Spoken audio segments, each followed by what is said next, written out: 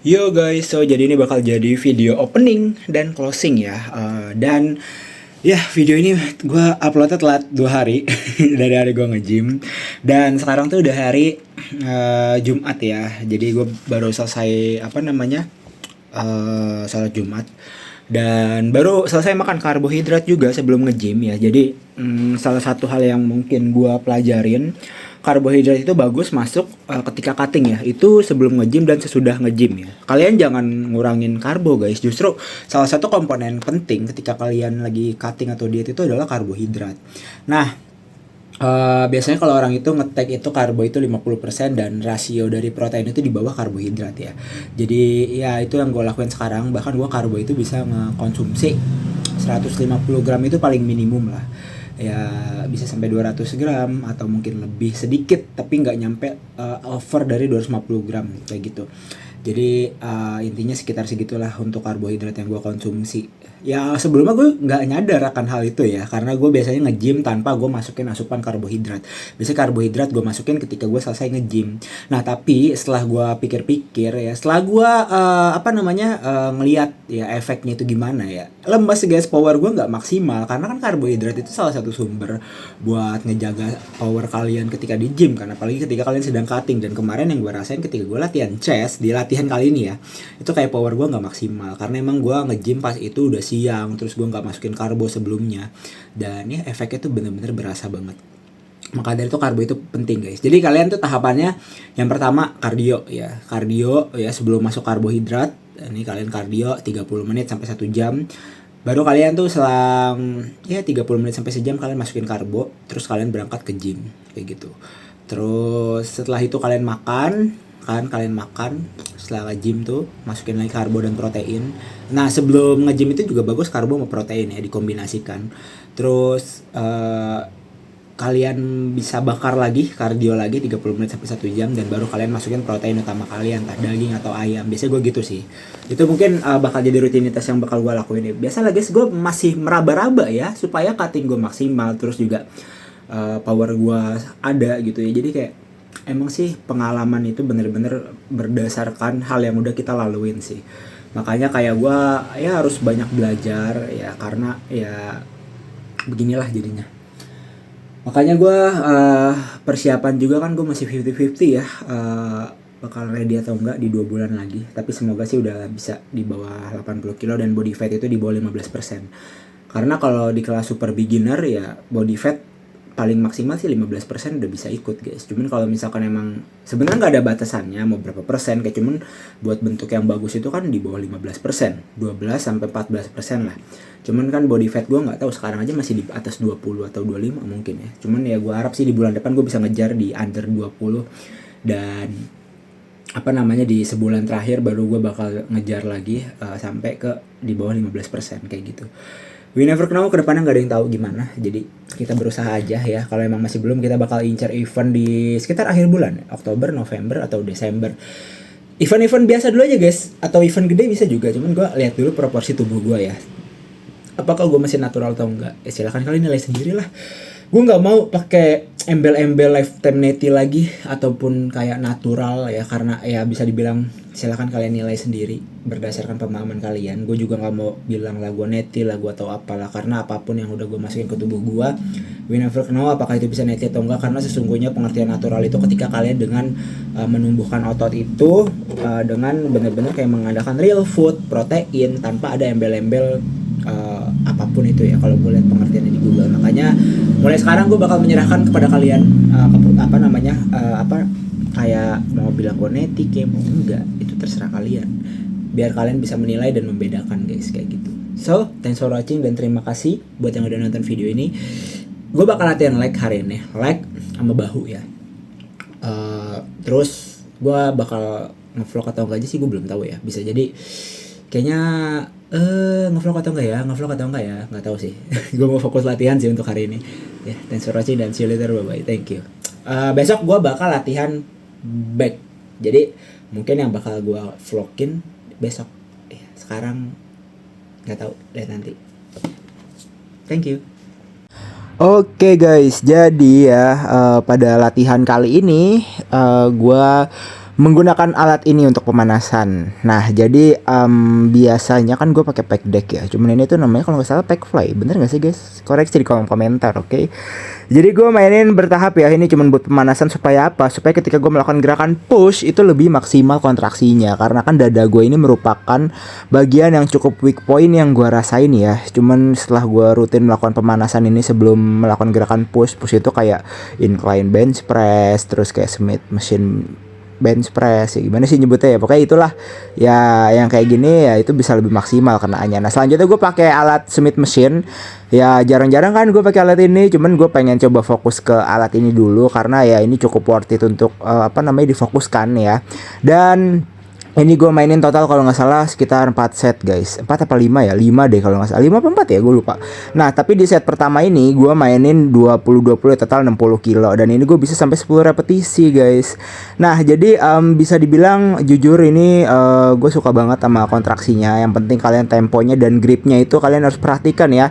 Karena tiap grip itu kenanya itu beda ya. Jadi itu salah satu faktor yang harus kalian perhatikan. Kalau gue ini pakai yang wide agak manjang gitu gripnya. Jadi ini tuh fokusnya ke overall sih yang gue rasain sih, cuman kena dada atas juga. Nah selanjutnya gue main di 70 kilo guys. Dan tak kenapa gue cupu banget di 70 kilo ini, gue nggak tahu kenapa ya. Ini gue cuma dapat berapa nih, ntar coba kita lihat ya. Nah tapi setelah 70 kilo ini gue turunin lagi ke 60 dan gue bisa dapat repetisi. Jadi kayak pas gue udah nggak kuat, ini gua gua turunin terus langsung gua main lagi gitu. Jadi kayak super set lah ya bahasanya, cuman di dalam satu set gue jadiin satu gitu. Nah ini tuh gue cuma dapat 4 berarti ya, 4 apa 3 guys. Pokoknya sekitar segitulah. Nah pokoknya gue turunin lagi tapi nggak gue rekam. Sebenarnya udah gue rekam tapi nggak kepencet guys. Jadi ya begitulah untuk set kedua. Terus di set selanjutnya gue main di 20, terus gue turunin lagi di 15 kalau nggak salah ya. Nah selanjutnya gue main ini ya, pokoknya dumbbell press. Ini posisinya kayak flat ya, karena ya gue incernya sih middle chest guys. Dan gue cuman main di pakai dumbbell 20 kilo ya, karena tadi gue main di 25 kilo apa 22 kilo setengah gitu, berat pak. Jadi ya gue main 20 kilo ini cuman gue mainin sekitar 3 set ya, 3 set aja sih, gak usah banyak-banyak ya. Jadi ya intinya yang penting tuh ada variasi lah gitu untuk chest gue. Jadi jujur sih ini gue cuman kuat berapa repetisi guys. Kayak tenaga gue udah habis di tadi deh, cuman kayaknya ya gitulah. Nah selanjutnya gue main apa nih, gue lupa ingat guys. Gue main ini pack deck ya. Ini gue main lumayan banyak nih, total 5 set nih. Karena ya pack deck ini bener-bener kayak berpengaruh banget. Karena tuh setelah yang gue lihat otot dada gue itu yang tengah itu yang ngebelah itu rada kurang. Jadi gue coba fokuskan juga ke pack deck ketika latihan dada. Makanya pack deck biasanya nggak gue jadiin pemanasan, karena ini salah satu variasi yang cukup bagus untuk dada tengah guys ya. Dan juga untuk kalian bisa lihat kontraksi dada samping itu juga kena di pack deck ini. Jadi menurut gue sih kena overall juga sih ya. Cuman dia dada kena itu lebih, dada tengahnya lebih oke gitu, lebih ngecekit lah ya bahasanya. Dan ini gue main di beban 67, terus gue turunin lagi ke 57 ya. 57 udah paling stabil. Pokoknya total 5 set dah seinget gue. Dan ya begitulah.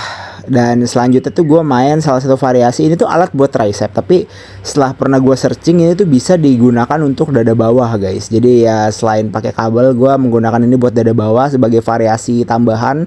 Kalian bisa lihatlah kontraksi dada gue ini jujur kena ke dada bawah sih guys. Tergantung form kalian ya. Kalau kalian fokusin ke tricep, ya kenanya tricep. Cuman di sini tuh muscle connection benar-benar diuji banget sih sama from kalian. Kalau kalian pengen ke dada bawah ya kalian bisa agak nunduk kayak gue gini, dan ya kena sih ke dada bawah sih guys. Itu gue main di 70 kilo tapi gue kurangin ke 67 ya. Dan ini gue kalau nggak salah lanjut lagi deh setnya. Jadi gue kayak push. Nah selanjutnya di set berikutnya baru gue di 67 aja ya.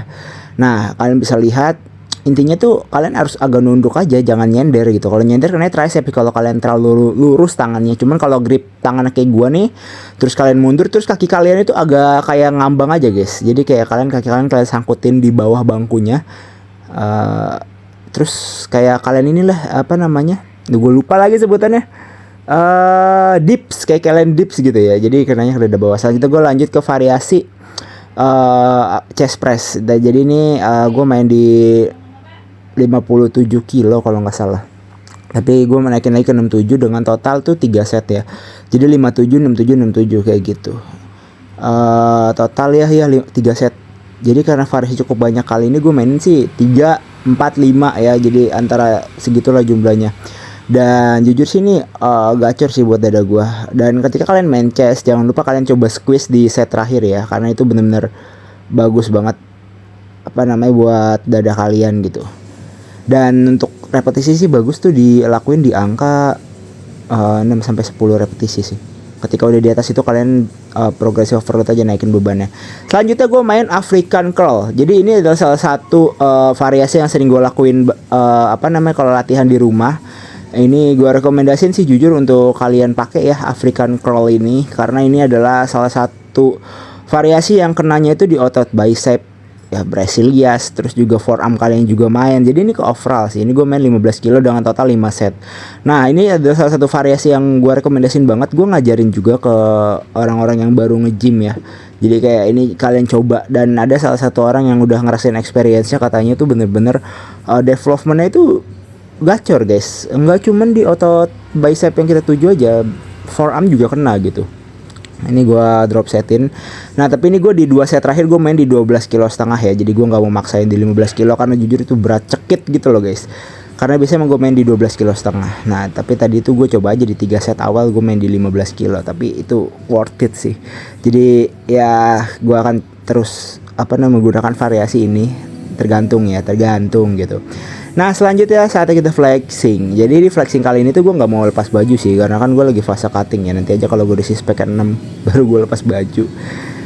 Jadi menurut gue sih improve-nya lumayan ya. Dan cukup oke sih untuk perkembangan otot dada gue. Dan yang emang gue perhatiin itu sebenarnya otot dada dan core sih, lebih ke otot front depan gitu. Kalau back sih udah gue latihan seminggu sekali sih kalau back ya. Tapi kalau untuk otot dada seminggu bisa 2 kali sama bahu sih. Itu adalah yang lagi gue utamain sekarang. Cuman back ada juga saat nanti dimana gue bakal latih seminggu 2 kali. Pokoknya kalau di hari pertama di 1 minggu nih, di hari pertama gue latihan back, otomatis di minggu itu bakal latihan back 2 kali kayak gitu.